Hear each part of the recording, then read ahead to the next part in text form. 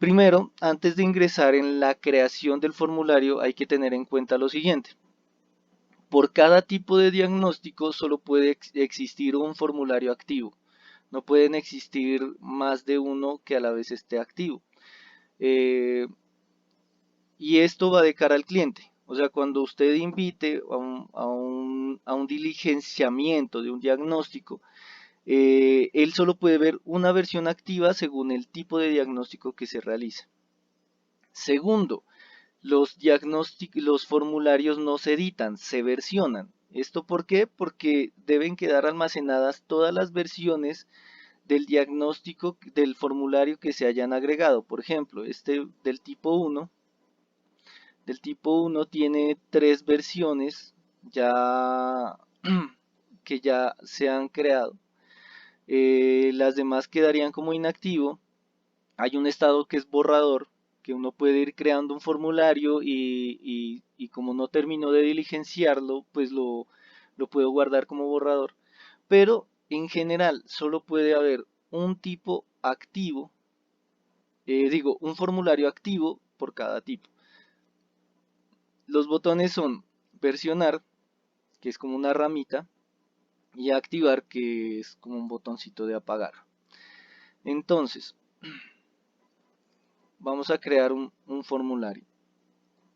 Cuando yo selecciono el tipo, él ya me ingresa la versión con la cual voy a crear ese formulario.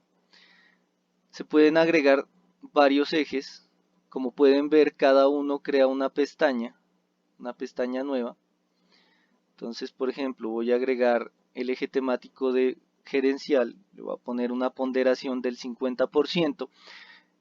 Tanto los ejes como las preguntas como las opciones tienen ponderaciones. Esto sirve para calcular la calificación final del aplicativo. La suma total de los ejes debe dar 100%. Asimismo, como dentro de cada eje, la suma total de las preguntas debe dar 100%. Y las opciones, pues las opciones sí ya las vamos a ver porque esas sí tienen, digamos, una calificación diferente. Entonces digamos que yo voy a crear dos ejes para este ejemplo. El primero es gerencial y le voy a dar un poquito más de fuerza que el segundo eje.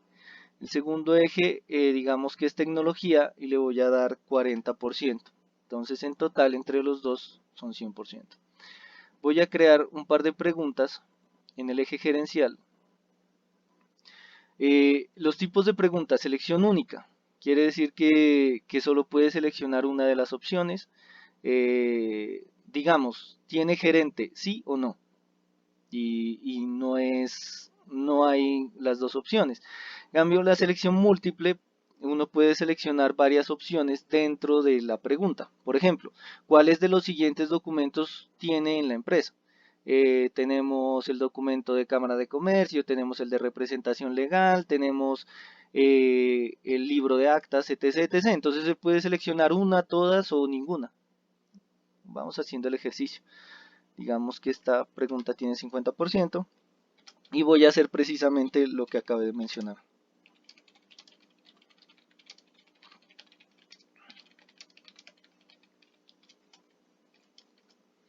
El texto de ayuda es un texto que aparece enseguida de la pregunta y que le ayuda pues al usuario final a diligenciar la pregunta. Entonces simplemente me voy a ir por lo fácil.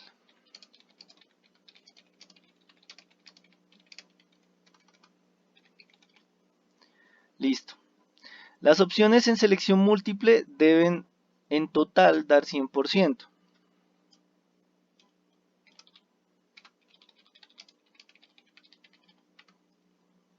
Vamos que este tenga más.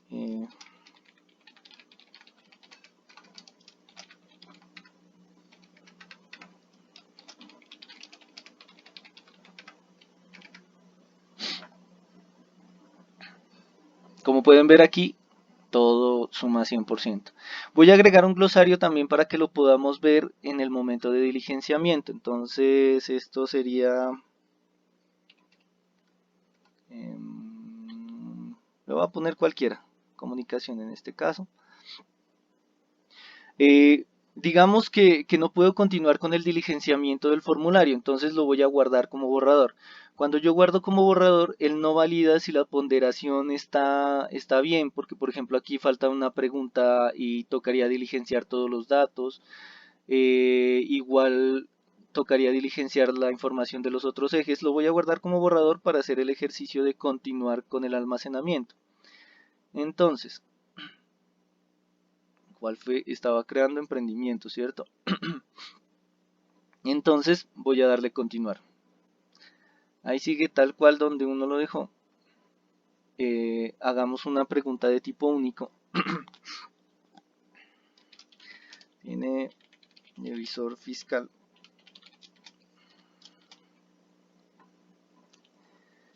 El revisor fiscal es bla bla bla.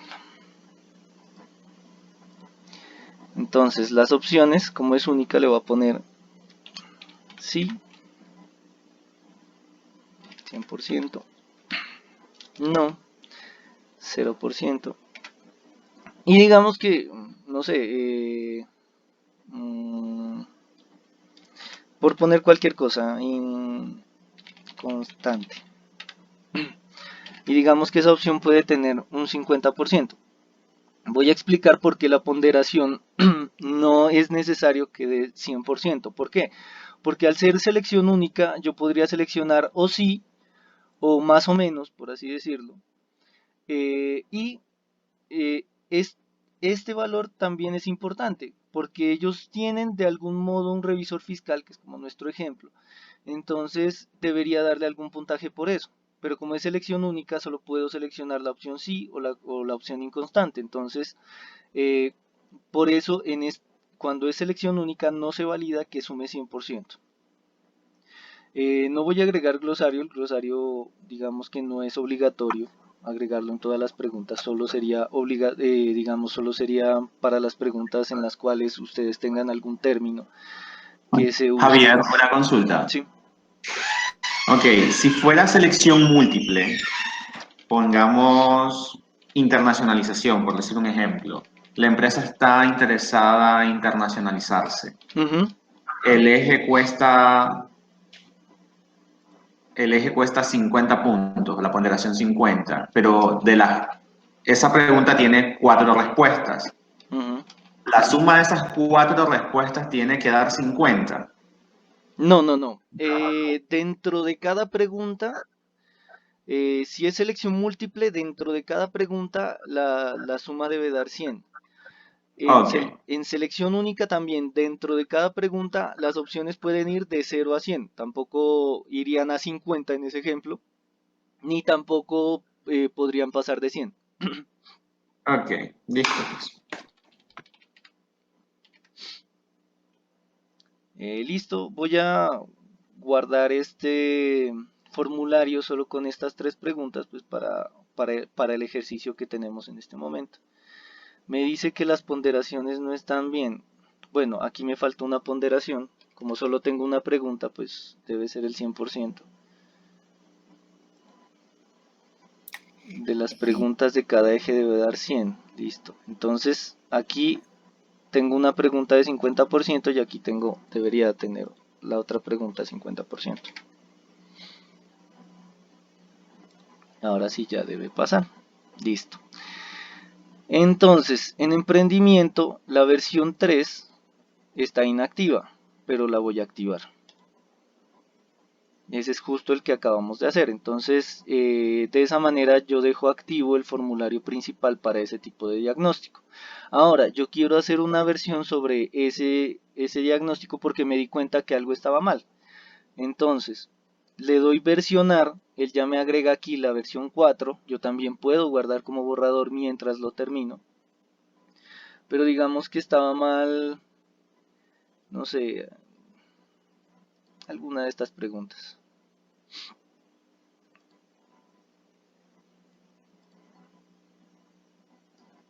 Hago los cambios que tenga que cambiar y al guardar formulario guardaría la nueva versión de ese formulario, que en este caso, como todas las versiones, primero se guarda en estado inactivo. Eso es algo que hay que tener en cuenta. Primero, siempre se guarda en estado inactivo y eso es para que ustedes mismos los vayan viendo, los vayan organizando y cuando ya vean que es una versión final que se le puede mostrar al usuario, pues ya lo activo y queda activo.